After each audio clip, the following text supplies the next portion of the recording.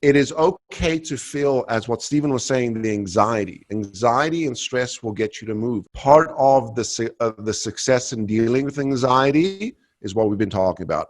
Create certainty and structure in your life. Our two speakers are first and foremost Greg Witt from Witt's Education, and another individual you may be familiar with in the halls of Schulich, Professor Stephen Freeman. And today they'll be discussing about what is anxiety, how do we experience it, and more than anything is how do we deal with it. So without I'll keep quiet now and throw over to these two gentlemen. So Greg and Stephen, it's your show. Awesome. So nice to see everybody. Yeah, nice to see everyone. Amir, thank you very much. And some of the familiar faces, nice to see all of you.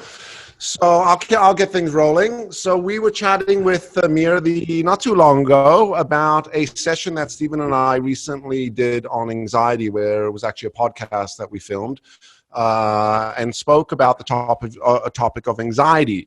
And we sort of looked at a few things. We said, all right, well, let's talk about what anxiety is and what are maybe some tools and some best practices for working through the anxiety. Where does it come from? How do we use it? How do we not use it, et cetera, et cetera? And that brought the conversation up with Amir to say, can we redo that, sort of replicate what you guys did in the podcast for our Schulich students and others? Because there's a lot of stress going on. I think there's stress and anxiety around decisions for the future. So what's school going to look like? What's housing going to look like? What country you're going to live in? Questions about career. Questions about just sort of even just in general, COVID. This is the first time we've ever experienced a pandemic, right? There's no basis for what we're going through right now. You know, I heard the other day, Simon Sinek give an example of, you know, if we were in war right now, well, guess what? We as society and generations have experienced war several times, right? So you know what to expect in some capacity. Even a little bit of a recession. There's been recessions before, so you know what to do. There's never been a pandemic before. And in maybe 100 years when there's been 4 or 5 pandemics, at that point, society and the world would be better equipped to deal with it. But because this is all new, it's just adding to not just the stress, but the anxiety. So this will be the conversation we're going to have today. Yeah. You know, it's funny that you say that. I really like the way you put that, Gregory. And, you know, of course, we've talked about this kind of stuff before, but you said we did another one of these as a podcast. Of course, we're going to try to replicate it, but we're pretty sure this one's going to be even better. Yeah. So let's talk a little bit about this kinds of things that Gregory has brought up. So first, I want to just throw a couple things in there that I think are interesting to think about. So one is, when was it ever normal to begin with? Where was this normal that we're heading back to, that we're all stressed about losing? Where is this thing? I didn't see it. I was never normal, but I know that's not what we're talking about. But I woke up every morning generally, because of just my nature, you know, thankful to be alive that a meteoroid didn't hit the earth and blow us all to smithereens. I think a big part of this is that things were unexpected all to begin with all along. And I think that anyone who sort of perhaps is able to muster this up at this stage of the game would be having a much easier time, or a much less difficult time managing the uncertainty and unpredictability. I mean, the truth is, of course, and some of the things that, if there's students on here that you guys have learned in your MBA program, is that there's been earthquakes all along. There's been uncertainty all along. Nothing was ever certain in the first place. So why are we reacting this way becomes the question. It's not to say that, because everything's, you know, Friedman says we were always uncertain, so I shouldn't be whatever. No, that's not what we're saying, right, Greg? Yeah, no, I think what you're saying is we all have primitive human needs, right? So let's start with that. So what are some of our primitive human needs, right? One of them is certainty, call it predictability, right? I have comfort in being able to predict or have perspective on what's going to happen. You know, there's a really interesting concept of something called liminal space, which is your entire normal life has come to a screaming halt. You're in this period of change of this abyss, the unknown, because there is no clear future. And when you are in that abyss called liminal space, things like anxiety and emotion become a lot higher. But we know that in this liminal space, three things can start to happen, right? First thing, you could get far worse. The unknown can knock you. The uncertainty, the inability to predict, the stress of not having comfort or knowing where things are can knock you backwards. And you could end up, and Stephen, we've had this conversation, in that sort of spiral effect, spiral thinking, right? You go down that rabbit hole. The other thing that happens is you can get stuck. So you freeze. You don't know what the future is going to look like, so we don't do anything. We literally halt. Yeah, Greg, you and I have called this the sitting on your hands approach to leadership and career development. Hands, or the ostrich syndrome, which if I put my head in the sand, right, or see no evil, hear no evil, everything's okay, right? Think about when you were a kid. You remember when you were kids, right? You all got on your bed, and you got under your covers, right? And as long as your feet and your hands and your whole body was in your bed, right? Your feet weren't dangling over, the monsters couldn't get you under the bed. It's that kind of thing. And the third thing that tends to happen in liminal space is you bounce forward, right? You end up propelling forward. You take this scenario, the situation, the environment, the thing, right? The change, and you make moves with it. You make decisions. Or you don't, unfortunately. But if you do, you end up bouncing forward through that, right? But back to what starts to or what prevents us from movements is this anxiety, this stress. Mm-hmm. So, Stephen, let me ask you this question. Yeah. What is anxiety and what is anxiety not? Okay, so first of all, anxiety is not mental illness. It is humanness. So stress and anxiety are part of what it means to be a person, and we can't function without it. In fact, it's funny, Greg, I recall mentioning this to you before. With my my undergraduates, second year, when I'm teaching them about stress, I ask them, how many people here, is it the case that it is their expectation that they will have a relatively stress-free life? And 2/3 of the class puts their hands up. This is a big part of the reason these challenges exist. Stress is inevitable. Stress propels us forward. We would die without it. We would lack motivation. We would lack passion and creativity, love, excitement, anger. So those are the good things. We would also be without war. And, it's human. It's a human reaction to something that you are afraid of. Right? And is fear a good thing? Well, I think a lot of people will say, no, don't fear. Fear is an absolutely fundamental and critically important component of our ability to react. And we need fear right now. But the question is, where's fear going to take you? To the sitting on your hands or to the kind of action that Gregory is talking about? Mm-hmm. Yeah. So, the difference in people is really about, everyone experiences stress. The only real difference is the source, right? So stress is really just a human being reacting to something that they're having a hard time coping with. That's all that it is. We're afraid that we won't know what will happen with work in the future. We won't know what will happen with this relationship. We're stressed because we don't have enough time to do something. We're stressed because we've had certain predictions that we didn't think would happen. Our expectations from people and events, and school and jobs haven't panned out the way we anticipated them to. This is natural. We need this. We need stress. So I would say the first tip is really, and I know Greg and I both agree on this, don't demonize stress. It's funny about stress because, and we've spoken about this where, I said this the other day, it's the stress that leads to the anxiety. It's the unresolved or the unmanaged or the stress that, we don't do something with that leads us to that anxiety. And anxiety in some capacity, can leave you feeling helpless. It could be extremely overwhelming. Mm-hmm. Right? But there is a line, there is a difference between where that anxiety becomes debilitating versus the anxiety is quite normal. And I'll never forget, you taught me this many years ago, or we had a conversation about it, which was anxiety and excitement are pretty much the same emotion, mm-hmm. right? going down that roller coaster, as the analogy I think you used last time, Yes. right, brings in anxiety and excitement. But here's the difference, right? I think, and this is my opinion, maybe I'll preface this with, I think, what is the difference? Well, one, I had choice to get on that roller coaster.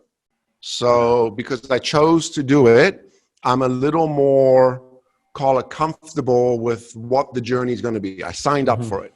It's like jumping out of a plane, ideally with a parachute.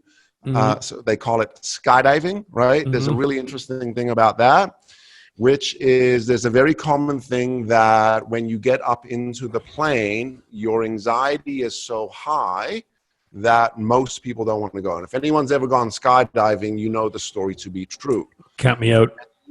Yeah, you are resisting getting out the plane. And then they kind of ask you, want me to push you? Yes, push me. And yes, you've got some random person on strapped to you. And you launch out that plane, you go whizzing down, your face is all like plastered back, and you get some selfie done of you, and you land, and there's the number one thing that's said, that is said when people land. It's the most common thing that is said, which is, can we go again? Yeah, of course. What is the difference? What's the difference between my anxiety levels the first time versus the second time is I've already gone through that experience. I know what that experience is. It brings familiarity. It brings certainty. It allows me to operate on those neurological pathways that exist in me already and reinforces everything I know. Yeah, it's exactly what you mentioned before, Greg. It's this obsession with sometimes, listen, and I get, obviously, we're at a business school and people need to plan for the future. And I'm not suggesting that we shouldn't care about the future and that we shouldn't, make our best laid plans and do our studies and work towards a career that we enjoy most of the time, of course. But by the same token, this is still, it's not exactly related to practicality, this kind of anxiety. It's really related to the thing you mentioned before about our need to predict the future, our need to know what's going to happen. And that might be the difference between the parachute and other examples, right? Is because even though the first time you go, you don't know exactly what it's going to be like, you've got some idea. And already, as you said, you bought your ticket, right? You walked into the place. But this is certainly not the case. So, I always get concerned because when I say things around, I'm blanking out, aren't I? No, you're good. We got you. I'm good. Okay. Oftentimes when I speak about the idea of managing and getting rid of an obsession on planning for the future as a way to manage anxiety, I don't want to be insensitive to the notion that that's very difficult for people and often seemingly impossible. So the other part of it is, the other side of it is then asking yourself, and I know we've talked about this, Greg, what can I do to create some predictability? Right. What can I control? Right. What can I control? Are the things that I can actually control? Right. And you know what? We can create a lot of certainty. We do it already in parts of our lives. So if you've got an active, and I bet you lots of people on this chat do, very, well put together schedule for each day and the hours that you're working and the tasks you're going to do and the fact you have to go pick up groceries at this time. That is fantastic stuff. Believe it or not, even though we may not feel that it's just as pivotal and important as planning for your next job, it's going to lead you down the road of mental health a lot quicker than trying to find certainty in employment. Because the thing is, it's a visceral need. We need this. We need this creation of certainty. We need some predictability. And again, we never really had it, so we create it. And what do? We create institutions, laws, policies, and all these kinds of things, some of which are crappy, but some of which are fantastic. But in the pandemic, if you're like me living at home, instead it's, I know I'm going to have dinner with my partner tonight. I know that it's 6, so there's some certainty, right? So just to pick up from where he left off, certainty isn't the only answer, but I think what we are able to do as individuals is start to gain a little more confidence and security by being able to take on certain activities that we can control. I think Stephen was saying, in regard to scheduling could be a really healthy exercise because it gives you something to look forward to. It also gives you the ability to be quite productive, and being productive is another sort of aspect to allow us to move forward. I was using the word before saying, hey, you need to move and take action. All of that stuff has to be somewhat productive, has to be forwarding, right? I just wanted to say, major things like, where am I going to live after COVID? No one knows right now, right? No one knows what's happening with borders. No one knows what's happening with politics and travel and stuff like this. These things are slowly starting to be figured out. And while we are unable to gain certainty on some of that, there are other decisions and choices and things that we can do to create some more comfort and certainty. And I really want to just harp on this, because this isn't one of these warm, fuzzy things, oh, go make a schedule and you'll feel better. Right. Ladies and gentlemen, you have to start to become far more intentional and purposeful and controlled about what you are going through. Anxiety can either, what Stephen was saying before and what I was saying, can either propel you forward or keep you stuck, right? Look at anxiety as a little bit of your body, that alert system going beep, beep, beep, beep, beep, beep, beep, beep, and it's saying, do something. What do you want to do, right? I posted something this morning to say, a lot of us are sitting around going, should I make the phone call? Should I do the LinkedIn thing? Should I send in that email? Should I do that follow-up? Is now's the right time? It's COVID. Let me wait. And the worst thing you can do is sit here waiting. And the quick advice is, even if it doesn't seem to be like the largest, most accomplished task, hitting that email, scheduling that thing, following up with that person, making that phone call, doing that class, stretching yourself from a leadership standpoint, a thought leadership standpoint, an emotional standpoint is really, really, really important.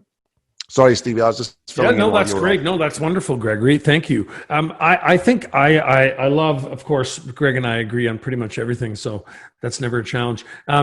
It's I really like the way you put this, and one of the things that I've been thinking about as something that we can actually do, and I'll give you a couple of interesting examples. So the idea of what we can control and what we can't control. So again, it's certainly not enough to create a calendar, although it does help.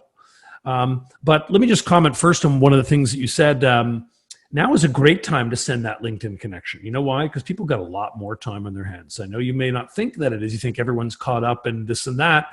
I think it's a wonderful time to send cold emails or even warm ones to people to introduce for the purposes of networking. It's a fabulous time to do it. And secondly, no one's getting ahead of you, right? It's not like there's some secret cadre of people who don't have to socially isolate and they're getting the job before you. So, these are important things to keep in mind. The other thing is that, and listen, this is very much the way I think, and I think it's the way we often think really in a progressive learning environment, is that I don't think jobs are going to really look the same in the future anyhow. So for example, even people that are going back to work now, we're hearing big corporations aren't going to open up office buildings downtown until September at the earliest. So we've got a long time to think about and do this kind of stuff. So what's work going to look like? So you know what? Maybe you won't get the job that you pined for the past year because of COVID, but maybe you'll get a 2-hour contract once a day for 3 weeks, This is the kind of thing, if an organization was going to hire you for marketing position, they say, oh, I'm sorry, we don't have the budget now. Then, don't fall into a hole. Say, okay, you know what? I get it. What can you afford? Maybe I can do a project for you. Maybe I can work a scheduled shift work, whatever you want to call it, part-time. Maybe I can start my own little gig. I remember telling Gregory about this. My daughter, in the middle of COVID, in the middle of April, turned 11. And so I had to make a birthday party for her. So I did a Zoom birthday party. But meanwhile, it was an extravaganza.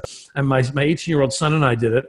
And afterwards, we had 3 people saying, I'll give you $50 to do one for my kid. Now, listen, great. I'm lucky I have this job at Schulich, but as many of you know, I also do a lot of corporate education, which has just been decimated. So I'm not doing it. I'm going to go and take that $50 for a couple birthday parties, but not because it's going to make me a living, but because it has meaning and I earn some money. What the hell could be wrong with it? And it comes back to expectations. You just, like, I told my mom, she's like, I got to go to the grocery store. She's 80 years old. And I said, Mom, you don't have to go to the grocery store. She says, I need to pick my own onions, I'm like, Mom, you know what? You're going to have to give up the onion picking for a bit, You just for a little bit. Perhaps this is something we're going to have to give up. And that's the way I've been putting it to all the people that I love and myself too. We got to give up something, right? So maybe it's not going to be a full-time job. Maybe it's going to look different. And quite frankly, quickly on the side, I don't think jobs are going to look the same again ever. I'm not sure they should. Nor are offices, nor is travel, nor is and by the way, this whole world of hey, waiting to get to the whole new normal, there is no new normal. This is it, ladies and gentlemen. This is normal. The day you accept the fact that this is normal is the day we start to move forward, right? Coming back to some of that stress. No, I can't pick onions anymore. That's just the way it is right now. Mm-hmm. Now I get my onions delivered. Yeah, that's just. And you know what? The price I pay is that I can probably every fourth onion isn't perhaps one that I would have picked. Right. Now, granted, listen, I'm not going to be whatever because we were just talking before, Amir and I, about how we both love food, and I love shopping for my produce and vegetables in person. I do. But you know what? It's so amazing. I found that my local butcher has found a way to show me. Sends me a picture, blah, blah, blah. You just got to ask for it. And, and next thing you know, you're giving him an idea on how to further his business, right? And he lives a block away and he runs his business in your neighborhood, I just want to, let me riff off that for what you just said about business. And this is a very real story. Wits came to a screaming halt on March 25th or 6th in revenue. 0. I got staff. They have children. They have mortgages. We have rents. We have 0. And when I say 0, ladies and gentlemen, this is not we lost a couple deals. We went from a very large pipeline and a massive amount of money to 0. And I've got staff and I've got kids and et cetera, going, what do we do? What do we do? Now, I tell you this story because I was feeling anxious. I was feeling anxious and my anxiety was up high and I'm thinking, what are we going to do? Because I don't have the answers. Guess what? The government grants weren't fully defined then, right? But here's what I did say to my people. I said, I commit to you that I will keep you employed. How we do that, we're going to figure that one out. But we will ride this storm together because that is the only decision we can make today. And we did. And as we started to ride that storm a little more, new information came out and new things started to happen. And we started to ride that next wave together. And what we did, and there's 2 parts to the story. Number 1 point, you got to keep moving forward even into the unknown as these waves are coming in. Because it is not until you get to the crest of the wave, once you get over that you see what's on the other side. Again, this is real shit. This is like real life business here. Second thing. Yeah, sorry, Greg, go ahead. Go there. Second point, you can create certainty. We weren't waiting for government. We weren't waiting for clients. We weren't waiting for phone calls. We started making phone calls. We started making decisions. We started making choices. And here's what we did. We made choices to pivot as a business. We made choices to invest in things like virtual learning. We made choices to spend money even though we've lost all of our revenue. I had to go to my staff and say, is it cool if we spend so much money on X, Y, and Z in order to get through what we're trying to do? And yes. So sometimes, and again, I share this out of sometimes the move forward plan doesn't feel right. You're not sure if it's the right thing to spend that money to make that decision to ride it through. But you could do 2 things. Keep moving forward and get a buddy. Get a crew with you. Reach out to your community because part of your primitive need, part of what you need to help deal with anxiety is community, support. There's nothing worse than going through this anxiety by yourself versus leaning into someone saying, I'm feeling really anxious. Someone might say, me too. Let's hang. Yeah. Stevie. Yeah, you know what's very interesting, and I talked about this, and again, I don't want to get too touchy-feely, but I am going to say a little bit of it, because one of the extraordinary and unbelievable things that we can do is, and I'm just being realistic also, right? So we're all at home with our families. We love our families, yada, yada, yada. I love them so much. Okay, when can I off them? You know, when can I get rid of these people? So you love them, but you don't want to be around. Anyhow, one of the things that you get some social stuff back, the kind of stuff Greg is talking about, I've been finding, and I know we've read about this. I mean, this isn't groundbreaking stuff, but it's about the thank yous to the grocer and the people down the block and the mail person and the Amazon people earning minimum wage, and risking their lives so that I can have a new microphone, right? So I have found that for me, that sometimes when you need that connection with people, it doesn't always, it's great to reach out to people, but sometimes it's a lot easier than sort of, you know, oh shit, I better reach out to that high school buddy I haven't seen in 20 years. It doesn't have to be that. It could be just knowing that the garbage comes on Thursday, knowing what time I'm waiting there till the person comes so you can say thanks.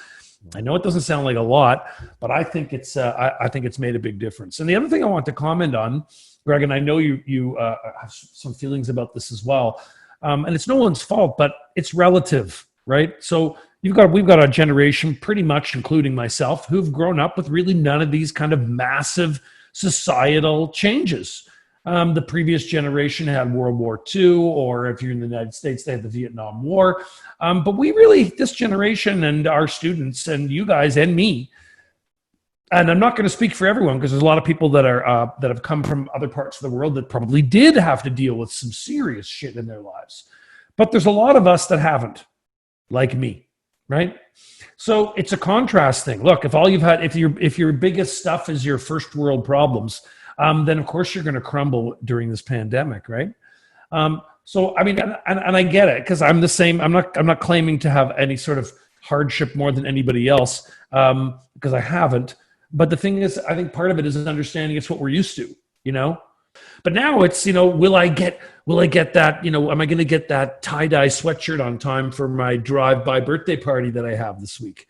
You know, and again, I'm not trying to be whatever. I'm the same way, right? But I think what this has just blown a hole in our paradigm where we're saying, shit, man, life is maybe a lot harder than we thought the last 100 years. Mm-hmm. You know, to that point, this is going to sound horrible because it sounds like my grandparents saying this, but like, you know, won't kill you, will make you stronger. Yeah. Right? Won't kill you, will make you stronger. This and treat this, ladies and gentlemen, MBA. Picture all of you Navy SEALs. All of you are in Navy SEAL training. You're lying on the beach, locked arms in the cold water with the waves crashing up. You're in hour 24, 25, 26. Some of you are crying, going, I can't deal with this. Some of you are ringing the bell, but the rest of you are sitting there. Now, as you progress through that Navy SEAL training, there's one very common thing, or there's a very important thing to understand about that type of training. Is exposure. You are being exposed to very extreme circumstances in order to be able to survive or to complete the mission. Literally, you need to treat COVID as your Navy SEAL training. You are now being exposed to how difficult relationships, jobs, houses, choices, community, people. If some of you are single, by the way, like, how do you even date right now? I don't know. You know, it's like once upon a time you asked for STD test. Now you're asking for like a COVID test. I mean, exactly. I know Amir. He's like, oh my God, I can't believe you went there. Right? I'm sent my 18-year-old son's going off to first year university, and my wife, who has a big sense of humor, she's like, we're going to send you with protection. Here's this ear thermometer. So, you know, this is just putting you through an experience. And again, without sounding like this is a generational thing, it is not until you've been through this experience and on the other side that you get to decide whether you're anxious or not. Get through this shit and then sit down and be like, I messed up, I'm really anxious. But to ring that bell right now, just don't ring it too early. And I think the other thing is, it is okay to feel, as what Stephen was saying, the anxiety. Anxiety and stress will get you to move. It gets you to breathe. It gets you to make decisions. Part of the success in dealing with anxiety is what we've been talking about. Create certainty and structure in your life. All jokes aside, community is really important. And the truth to it is, pandemic is threatening one of our primitive needs, which is community, which is security, right? Connection, belongingness. Relationships, belonging, challenge, questions, survival, economic well-being, identity. Who the hell am I going to be? Once upon a time, I walked out of Schulich with an MBA, and there was like a company, and I walked into the office, and now I got to do this thing on Zoom, and I don't even turn on my camera, and what if they don't get to see me, and blah, blah, blah, blah, blah. It will all, again, be part of the exercise. And if you can treat this time as an exercise, if you can treat this time as an opportunity to practice, if you can treat this time in an experience that you're going to utilize in life, and you're not going to go through alone, and you're going to gain support, and you are going to ask for help, and you are going to feel the stress, you'll get through this fine. Yeah, again, and anxiety is a result. It's a result of not doing things. Right. And the exercise of growth is really not about being able to cope with anxiety. It's having the strength to pull yourself back from it to do stuff. Because when we think of anxiety as a disease or something we shouldn't have, then we don't do it. Right. The other thing that I think is really important to point out after, as Greg describes, when we're over this thing is, and I see this all the time. So I don't know if you guys do, but I think it's a big deal. Human adaptability. Look at us right now. Like, really, thinking of presence, look at us right now. We are doing this. This is happening. I finished up 3 courses last term. I'm almost finished up a summer course. This is we're doing it, And quite frankly, I'm going to say York University, what a stellar job York University and Schulich School of Business has done. I mean, I know I have lots of friends in other schools that I've seen in high schools and public school system. We have just done an unbelievable, stellar job. And not to take away from the individuals, but human beings are unbelievably adaptive. I mean, we are great at this. We can do it. Look, I watched if anyone ever watches these things called the Monk debates, there was one a number of years ago, and I really loved them, about whether or not we have progressed as a society. And you're either pro, no, we're denigrating into shit and everything's turning bad, and oh no, and watch out for the killer hornets or whatever. The other side says we have been able to, and that's my side, which is 100 years ago we had fucking typhoid. 100 years ago, there was mud in the street in Toronto. We didn't let people of color in. We had no blacks or Jews signs on the Granite Club. We have come an incredible long way. We wiped out smallpox and measles. We are continuing on this trajectory. Human beings are unbelievably adaptable, right? As a whole. And I think that's one of the things we want to look at after and say, hey, you know what? I couldn't go groceries for 3 months, but you know what? I've eaten like a king. Yeah, we're built to survive, right? It's ingrained in us, and that anxiety. Just to harp on this a little more, the reason you're going to eat really well when there was no food around is because the anxiety got you moving to go get food. Anxiety, and find a way to do it safely. Yeah. Right. Look, depression is opposite. Depression will keep you in bed.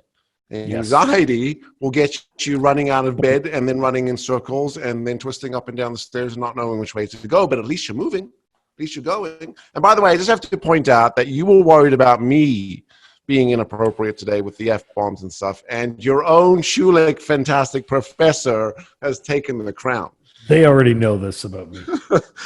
So, okay, let's turn it over for some questions. We could talk for the next 10 hours, and, I'm sure some people can listen. M. Haynes 6, thank you for the applaud. We love the applaud. You got any questions? Thanks, guys. Okay, so Liminal Space says that our entire normality has come to a screaming halt. There's been a rupture, which has now changed everything in my life. And I do not have a defined understanding of what the future is going to look like. So, walking along, I'm going down the streets, and there's a giant hole, and I fall in the hole, right? I'm kind of in the hole right now. I'm not out the hole. I'm not falling in the hole, but I'm in the hole right now. And it's the abyss. It's like this gray zone, right? At this moment, in this moment of liminal space, I'm insecure. I'm uncertain. Everything that I knew used to work, I'm not sure if it's going to work. What I used to like, I'm not sure if I'm going to like. So this space. And three things happen in that space. You either, through that experience, bounce backwards, right? An example of that would be PTSD, right? In other words, you get worse, right? A simple example, you get fired, right?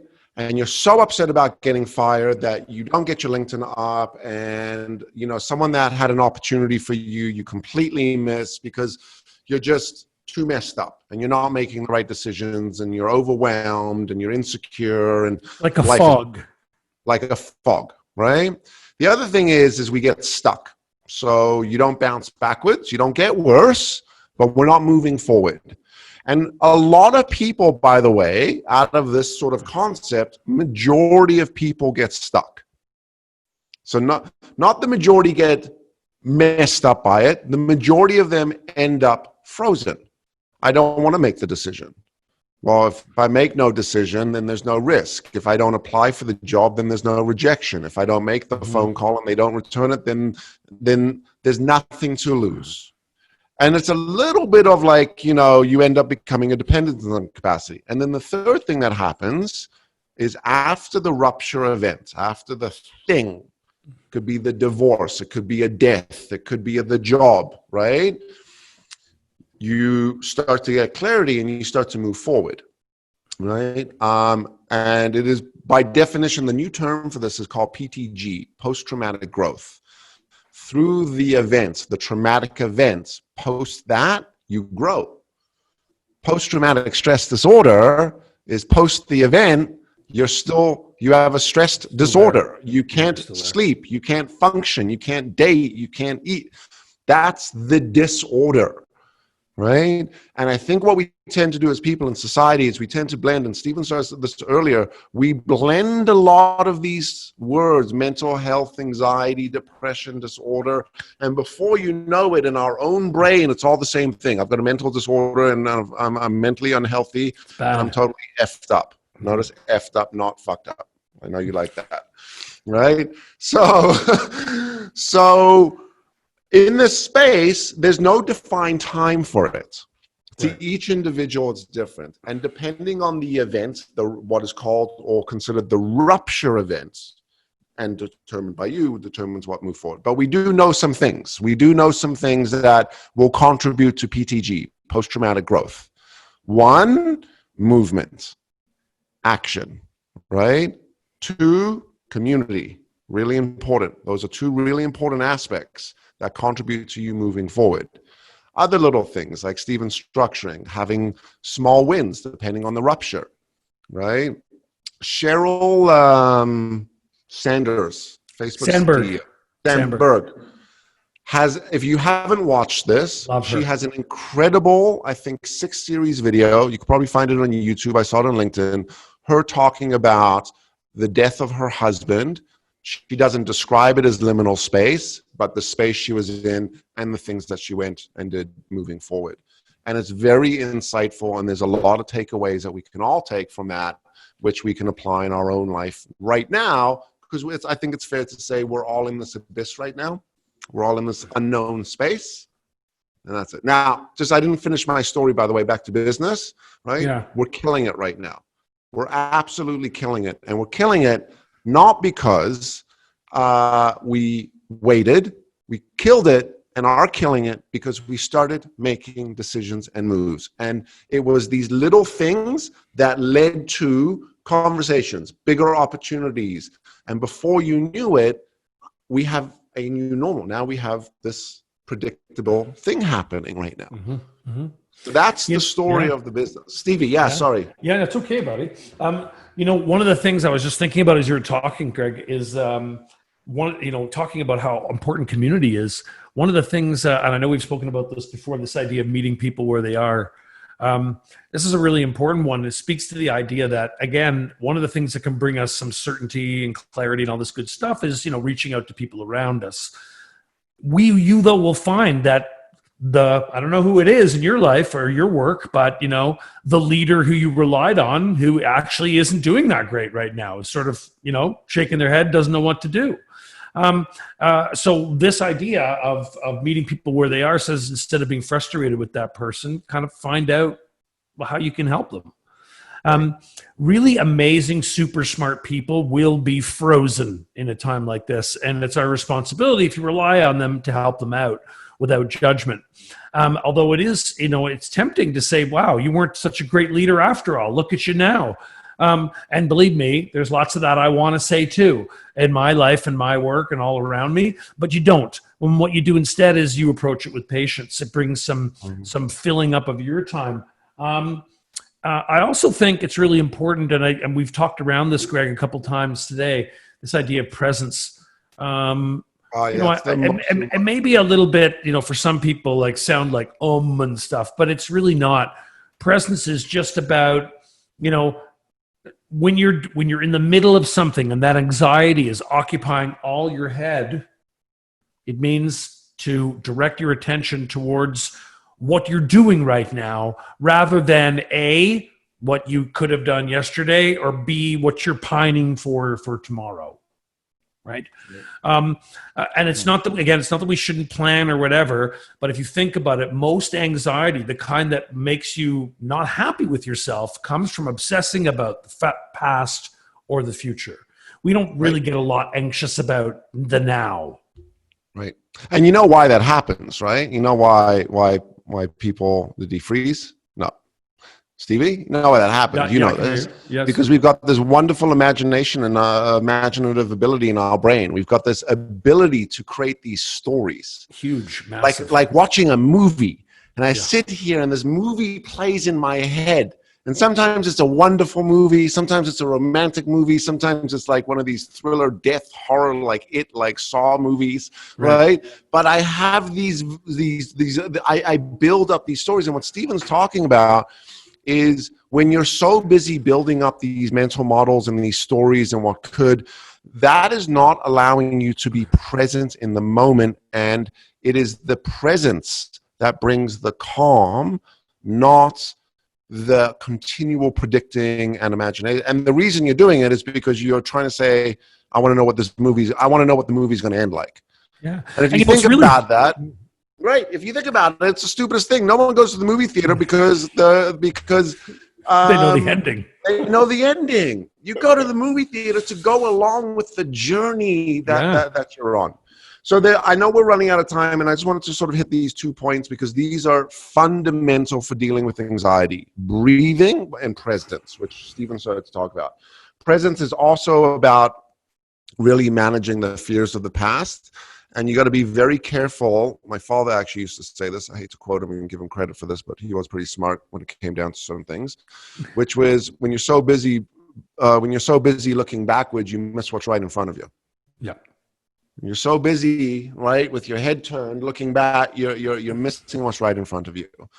And that's the importance of being present. And the other thing is breathing. I know Stephen's big on this. I'm big on this. There's a real simple breathing exercise. It's called 3-2-5. Inhale through the nose for the count of 3. Hold your breath for the count of 2. Exhale out the mouth for the count of 5.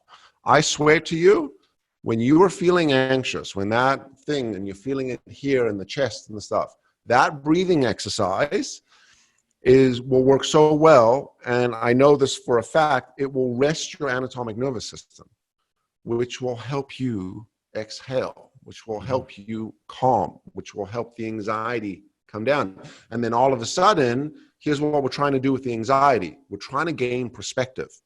Like in that moment, being present, as Stephen was saying, okay, my anxiety, let me calm. Oh, so I can start to think a little bit. and being present. Where's this coming from? All right, what am I doing with it? Where am I going with it? What decisions, what choices, what's my moves? All comes after the breath.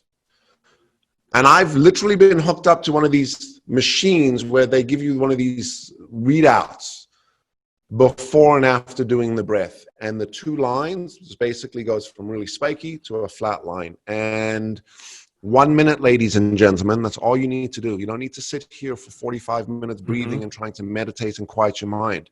1 minute, 90 seconds, 120 seconds, breathe will make a massive difference. One of the things, Gregory, if you can't,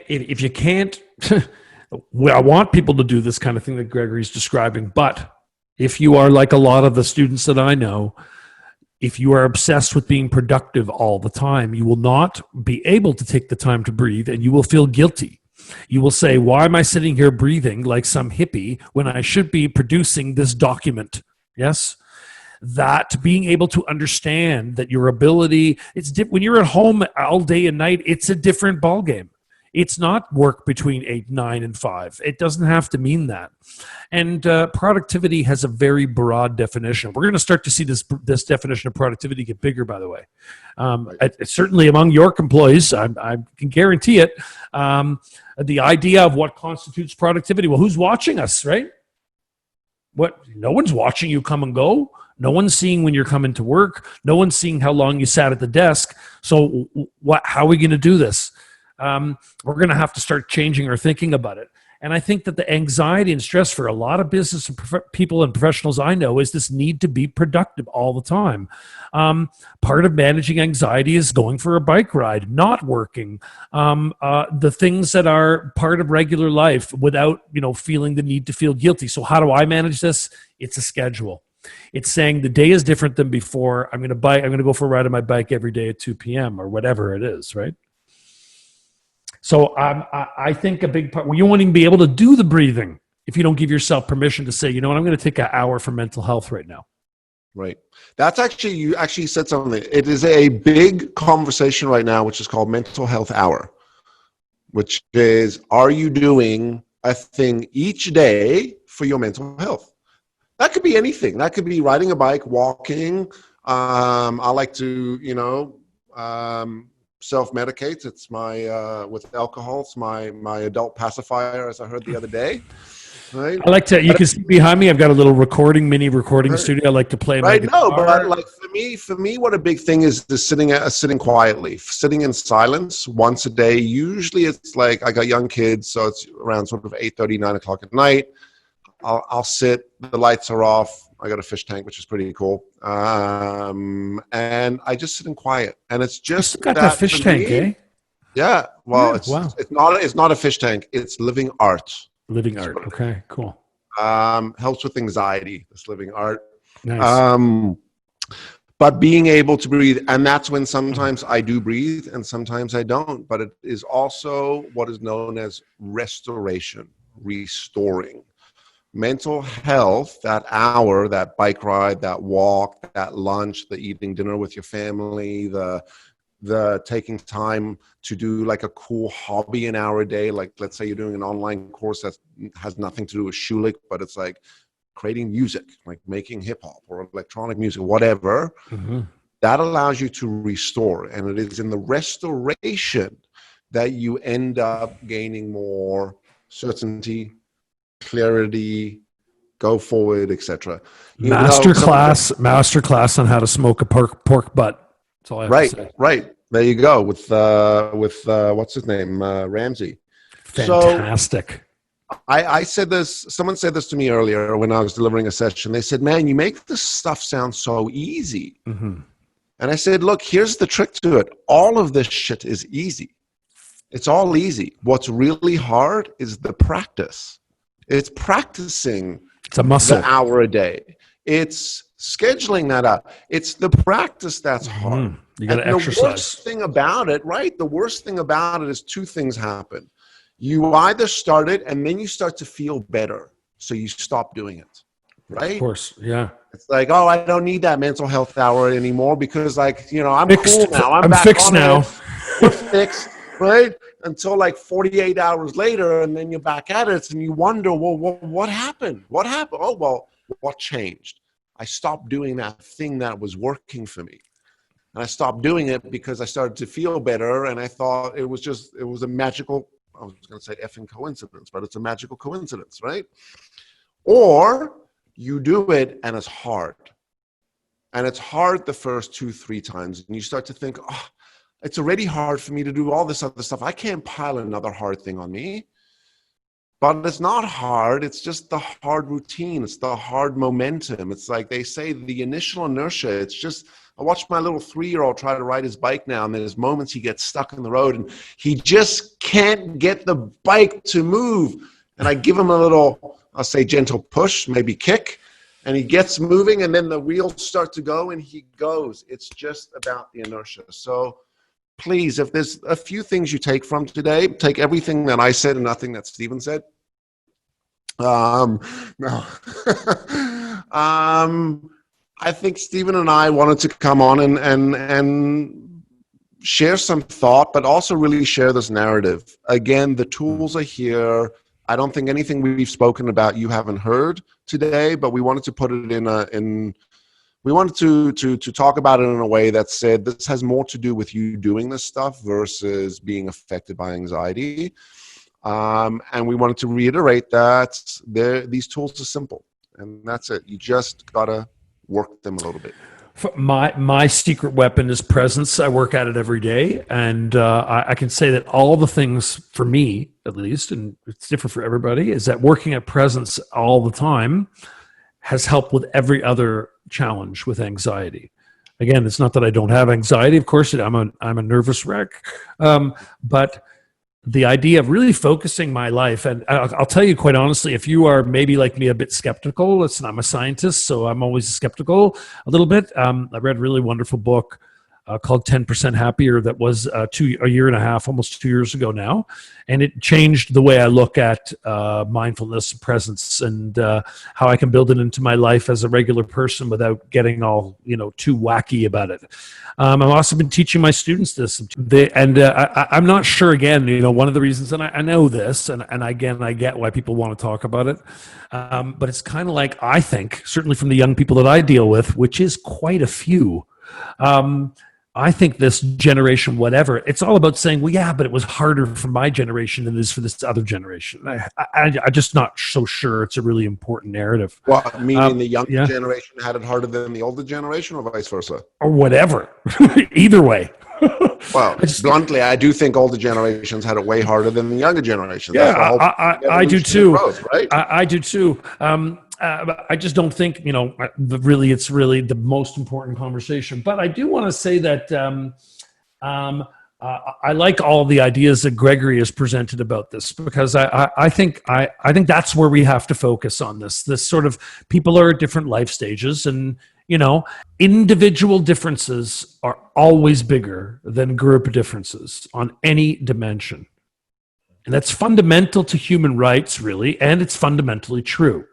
Which means that any given Generation X to Generation X people will differ more than will the average of two different groups. Hopefully people can wrap their heads around what I'm saying. Individual differences are what matters. Clumping people together and saying you're this or you're that, it's kind of like, oh, Ivy is like this. Well, they kind of are. They're not as good as Schulich, but, and we do it all the time. And I get that we do it in the vernacular and for fun, but at some level it just becomes, I'm just not sure that it's useful. Yeah, but people do it for more of a fundamental reason. Absolutely. And I believe people do this to define their normality. Mm-hmm. It's the same reason we define cultural differences, religious differences, political differences, right? Yep. Today in 2020, and as you said, you can't talk the difference between certain cultures and male versus female, but we can talk about the differences of generations. And the back to all of this, it's we got to be careful with this, because what we're trying to do in those moments is define my normality. So I look at Steve and I go, you see that Gen X? You see what he does? Yeah. He wears black T-shirts and he uses Mac computers. You know those Gen Xers, right? They're all like, they're all independent. They don't want to play nicely with other people, right? But et cetera, et cetera. It's like saying Gen Ys are entitled and Gen Zs are screwed in the wool because they're inheriting this devastated place. First, you ain't inheriting shit. Second of all, we got to be conscious about that. Right? And again, presence solves all these problems, by the way, of obsessing about these things. It takes it away. It's just like, it doesn't matter what category I put somebody in. Right now, Amir and I are having a talk about X, and he wants this, and I want Y. That's really where it lands. Yeah. Good. That was a good question, though. Any other questions? Question. I think, we don't have any more questions, but on behalf of Schulich and the Career Development Center, we want to thank Greg and Steve for spending an hour with us. Just a few tips I just picked up on is some things are just first world problems. We're built to survive. I love the acronym PTG. We're too busy looking backwards, and we're missing the forward. Having presence, and one big thing is community. And students that are on here, remember, Schulich has a big community. You have the different departments to help you with all your aspects. The Career Center, we're here all the time to help you with your career needs. So remember, you do have a community. We're one Zoom call away, I would like to say. But Greg and Stephen, thank you very much for spending the last hour with us. We'll give a virtual round of applause. Thank you very much. And for everyone, thank you for joining in today. And everyone have a great day. Cheers. Thanks, guys. Thanks, Amir. Thanks so much. Thanks, Imran, and thanks, everybody else. Yeah, Fantastic, guys. Fernandria, nice to see you. Okay, bye-bye, guys. Hey, I'm Greg Witz. Thanks so much for coming and checking out the video. If you like that video, you're going to love the next one. So I'd highly suggest that you click this video over here. And don't forget to subscribe and share.